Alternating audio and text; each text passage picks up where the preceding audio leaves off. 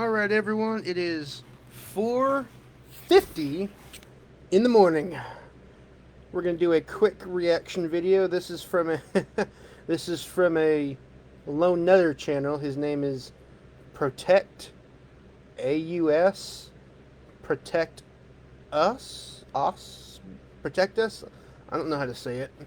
But anyway, but this guy has made several seemingly convincing videos. If you just take your brain out and you watch it, and these lone nutters seem to make sense. But actually, anyone who knows the case will see that it's just a bunch of typical lone nut stuff. And this is a video that he did talking about Butch Burroughs. Okay, here's what he says in the description box. Conspiracists love... Actually, we're not conspiracists. That's a common phrase that lone nutters use. They call us conspiracists. That would mean that we're involved in the conspiracy. That's not true. So that's a factoid word to use. But anyway, he says conspiracists love to pull out the old Butch and his 107 timeline to clear Oswald. But what did Butch and everyone else originally say? What did they originally say? What a schmuck. Okay, so this video is about 4 minutes long. And we're just going to jump right into it. Alright. 1 second. Hold on. Just a second.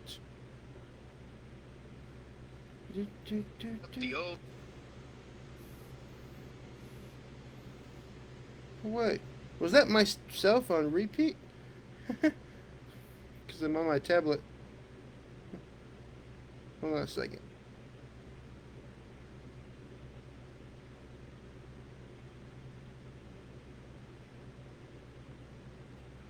Okay. Let's go. Speed enables him to vibrate through solid walls and conquer the barriers of time and space in the pursuit. And this is what this guy does. He adds like the Batman from the 60s, the 1960s Batman music and all that stuff. And all that stuff. But no, this is a serious case, Okay, so here's what he says. Conspiracists like to use Warren Butch Burroughs and his 107 timeline to... Okay, that's what he said in the description box. Evildoers, for justice.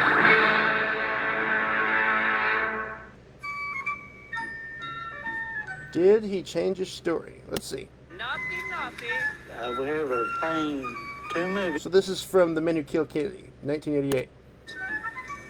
Called War as Hell, with Goldie Murphy and Tri Battle with Dan Hepburn. And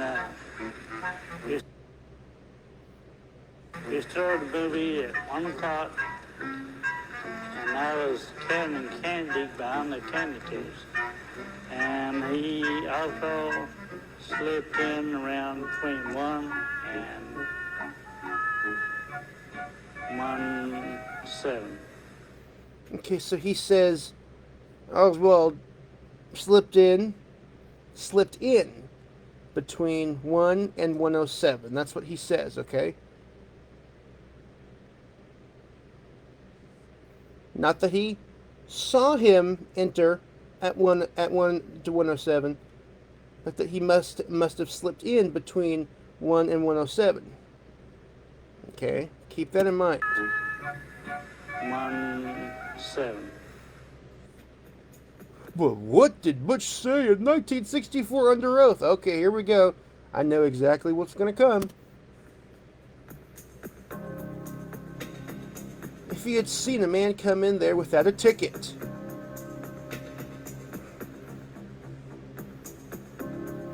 I said I haven't seen him myself. He might have, but I didn't see him when he came in. That's true. This is okay. Let's take this one step at a time, okay? Because this is very easy to get confused. And I know my friend Bill Brown, he still doesn't really understand this. Okay? Let's take all this. Let's take a breather and examine this one step at a time. Okay? Okay.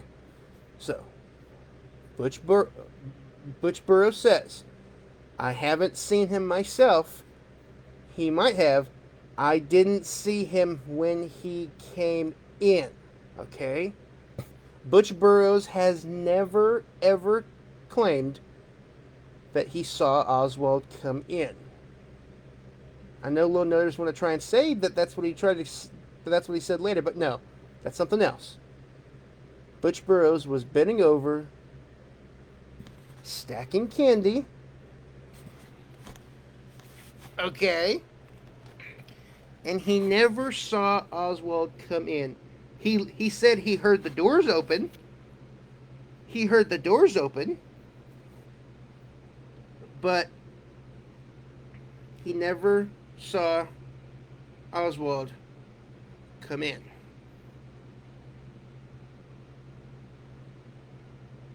Okay?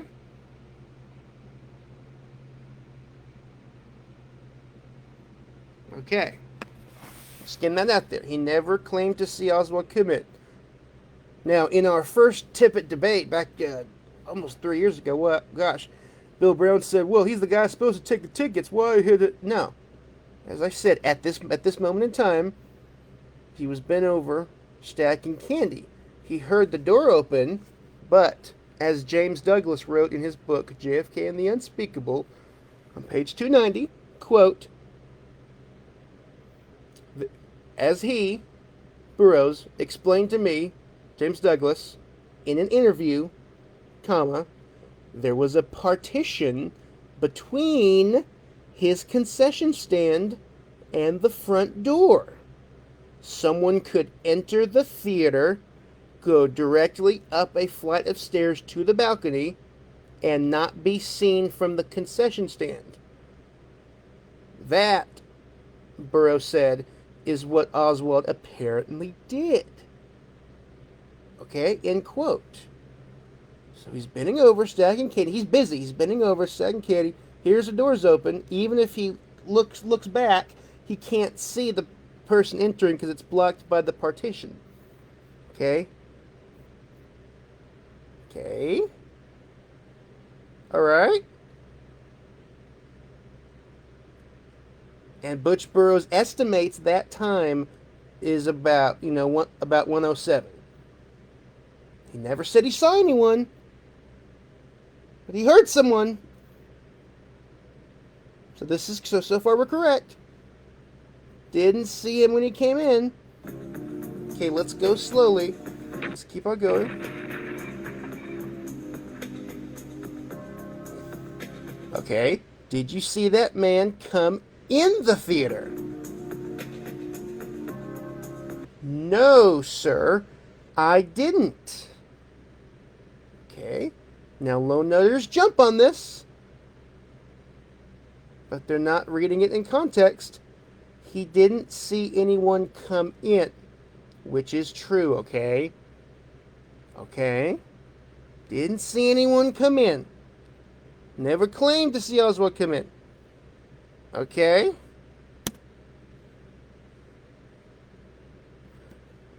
I just failed to see him when he slipped in. Okay, so, okay. Alright.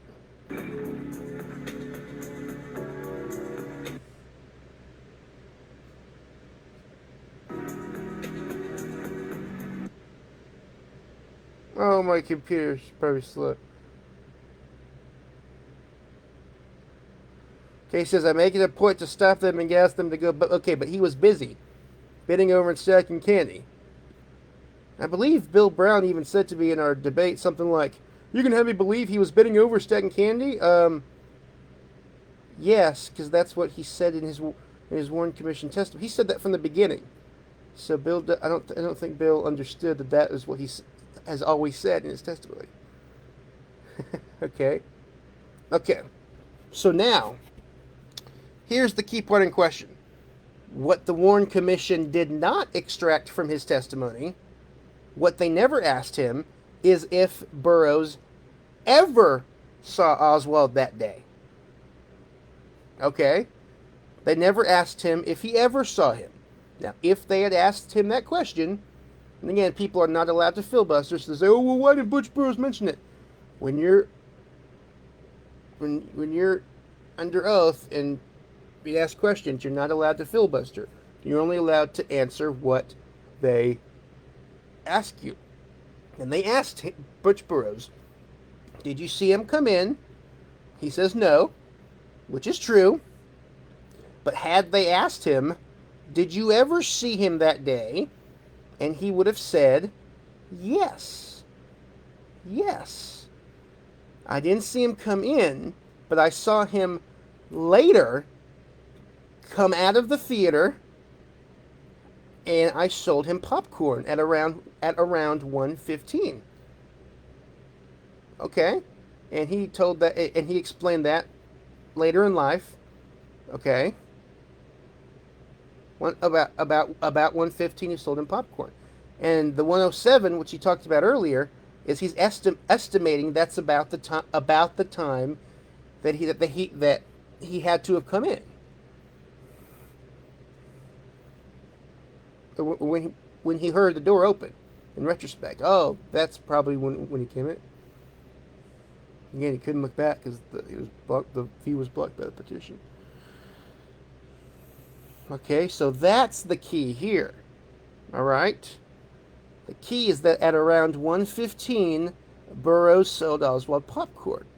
Now, of course, 1:16 is when the Warren report claimed that Oswald killed Tippit over on 10th and Patton. So this exonerates Oswald. And it puts Oswald at the theater much earlier than what was originally thought. Okay? That's the key here. And people have said, well, could Oswald have entered the theater at 1:07? Yeah, he did. The only people who would say something like that are people who don't live here. So the Warren report said that Oswald left his rooming house at 1:03, and he was seen on the curb, at the curb in front of the house. Okay. We know there was a bus stop, like right there, but we know he wasn't there to catch a bus, because that bus would have gone back downtown, the opposite direction. So when someone's standing on the curb outside, what are they doing? They're waiting for a car. Okay? And there was that police car that did honk, so the police car, which turned out to be not in service, so that could have been the car that picked him up. Or a car. Let's just say a car. He's waiting on a driver to pick him up, to take him in a straight line to the Texas Theater. That takes 2.5 minute drive, 2.5, 3 minute drive. Drops him off at the corner on Jefferson. So 1:03 plus 3 minutes, 4:56 plus a minute to walk to the Texas Theater, also including, a few seconds to duck into the vestibule of Johnny Brewer's shoe store. So, and then he ducks into the Texas Theater, and that would be 1:07. 1:07, 1:08 p.m. Which would be really close. So yeah, which would work. Sorry, not close. So that would work. So yes, this works.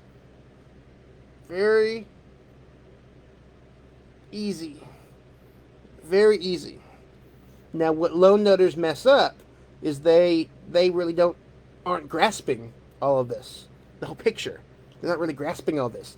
They think that 1:07 is when they somehow seem to think that Burroughs changed his story and said, "Oh, I saw him enter at 1:07." No, he's never said that. Again, lone nutters are jumping the gun. Their ears are jumping before they're no. He says that he probably entered at 107. He never saw him enter, but he did see him a little later at around 1:15 when he sold him popcorn. Okay? Is this making sense now? I hope it is. I'm going very slow.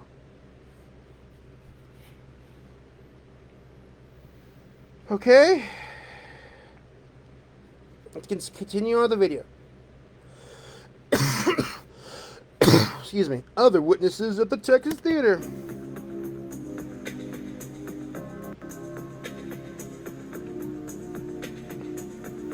But Johnny Brewer says, Butch said he had been working behind the counter and hadn't seen anybody. Exactly. He didn't see anybody come in. Exactly. So is this supposed to be like an own? Oh, mic drop, Johnny Brewer. No, it's not. Butch said he had been working behind the counter, exactly, and hadn't seen anybody come in. Exactly. So no, that's not a burn.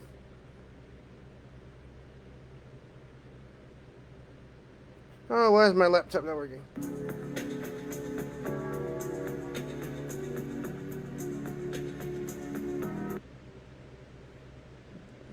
Damn it.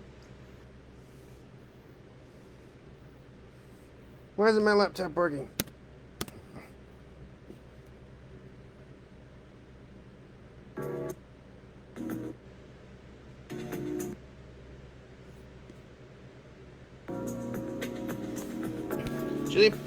Julia Postal testified, yes, Burroughs, why he didn't see him, did you?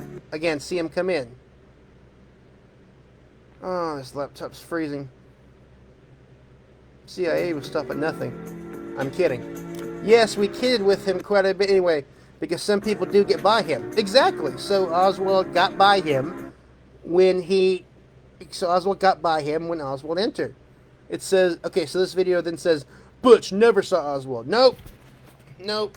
Again, Butch said he saw him later. Later he saw him, and he sold him popcorn. So this dude's lying. This dude is lying.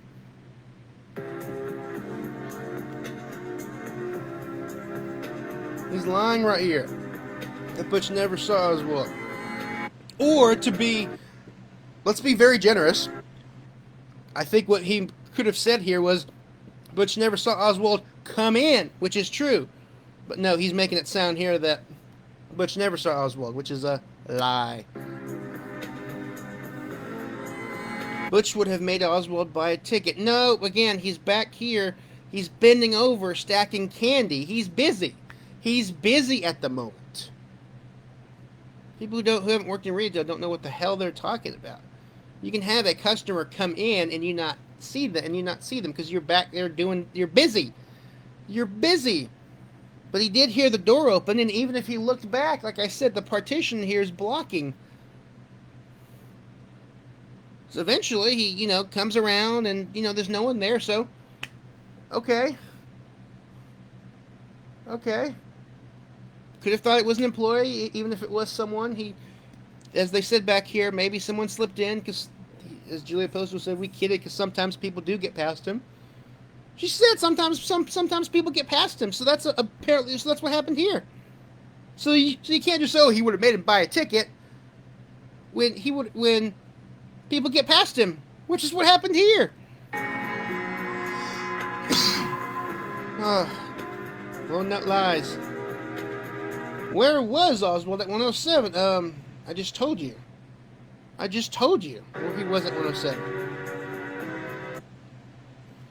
Not on a bus. 12.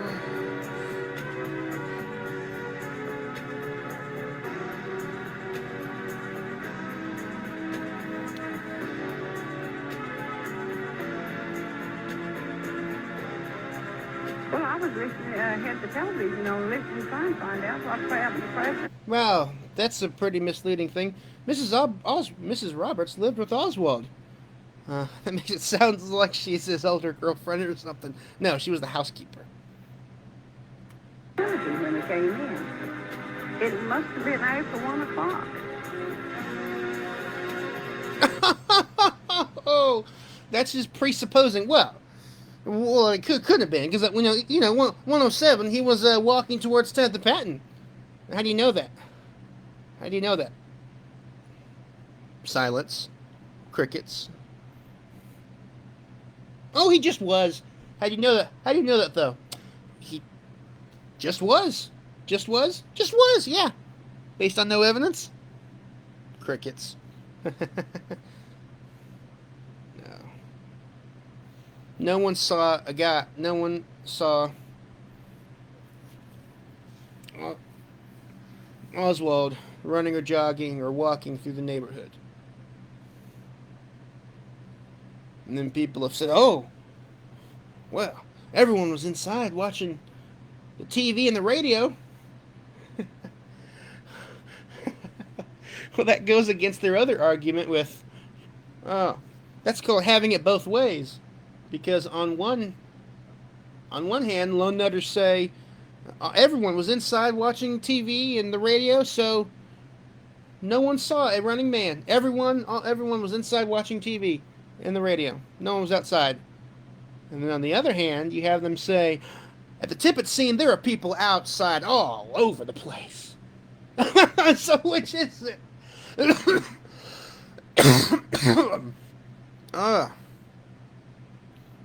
It's so easy to debunk the lone nutters. It's so easy. It is so easy. This is the presupposition right here. Presupposing. And he took your shells, helping in his hand. What's it say? Domingo Benavides saw Oswald at about 1:15.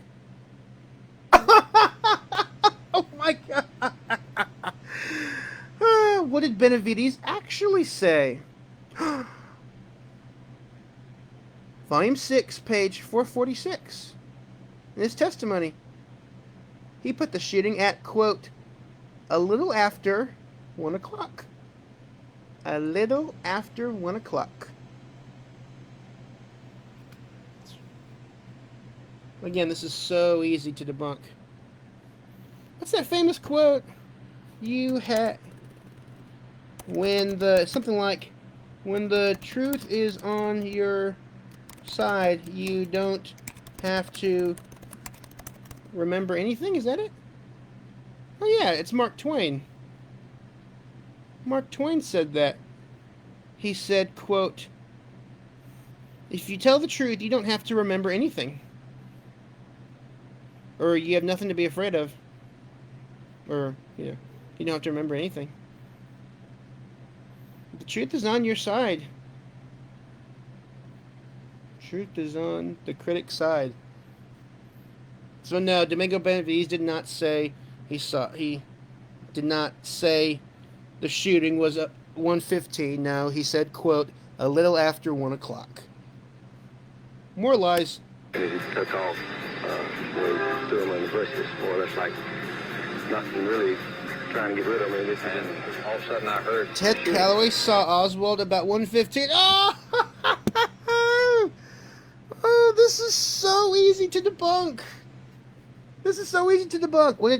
What did Calloway actually say? Volume 24, page 204. Quote, he put the shooting, quote, about 1 p.m. 1 p.m. About 1 p.m. Not 1:15. Wow. So easy to debunk.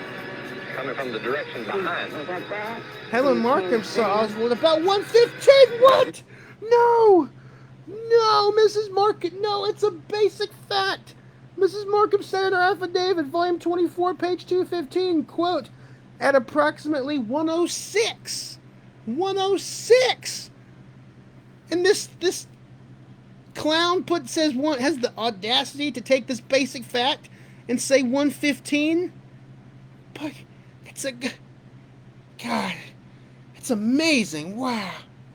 2 steps back.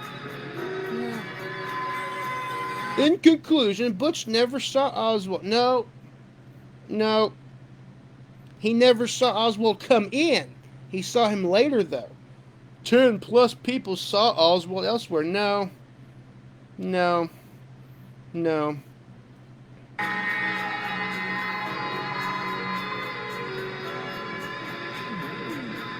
the glow from that fire can truly light the world. And so, my What a fellow shame. Americans, as what a shame.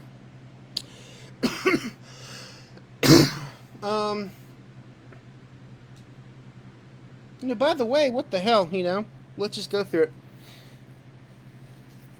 Let's just go through the list. How many of the Tippit witnesses said there was an early time, said that Tippit was shot at an early time? Remember, the one report said it was at 1:16, but 12 witnesses say an early time. Witness Francis Kenneth, he said the shooting was, quote, approximately 1 p.m. And again, we know it wasn't at 1 p.m., but again, that's way different from 1:16. Okay? The point's the same, though. It's an early time. Francis Kenneth, approximately 1 p.m. That is CD 385, page 96. The guy with him, Albert Austin, quote, sometime after 1 p.m. That is CD 385, page 97. William Arthur Smith, a little after 1 o'clock. Volume 7, page 83. Mrs. Higgins, she said, quote, I just looked up at my clock on the television and it said 1:06. At that point, I heard the shots. That's from The Girl on the Stairs by Barry Ernest, page 86. Domingo Benavides, as I just said, volume 6, page 446. A little after 1 o'clock. Frank Cimino, quote, around 1 p.m. That's CD 7, page 411. Barbara Davis, quote, shortly after 1 p.m. Shortly after 1 p.m. That's volume 24, page 205. Bill Scoggins, a little after 1 o'clock. Volume 24, page 225. Helen Markham, again, at approximately 1:06. Volume 24, page 215. Sam Ginyard said, quote, about 1 o'clock. Volume 24, page 210. And again, Ted Calloway, quote, this was about 1 p.m. Volume 24, page 204. And, of course, the creme de la creme, T.F. Bowley, who arrived on the scene, quote, I looked at my watch and it said 1:10 p.m. Volume 24, page 202. So we have 12 witnesses who said it was an early time. Not later at 1:16. Now, of course, lone netters will say, oh, well, Virginia Davis said it was around 1:30. Yeah, she's like, when you have all these people saying it was an early time, and you have one person who puts it much later, that's like the one exception where she's wrong. Sort of like how Barbara Davis is the one exception where she said that the jacket was dark, and everyone else said it was white. Oh, light. So, there are, little exceptions there that you can take out that are obviously wrong, but no. 12 people said it was an early time. And during that early time, Oswald was seen entering the Texas Theater. And at the time, a minute before, the Warren Commission said Oswald killed Tippit, Oswald was already in the Texas Theater buying popcorn from Butch Burroughs. So Butch Burroughs is Oswald's alibi. during the Tippit shooting.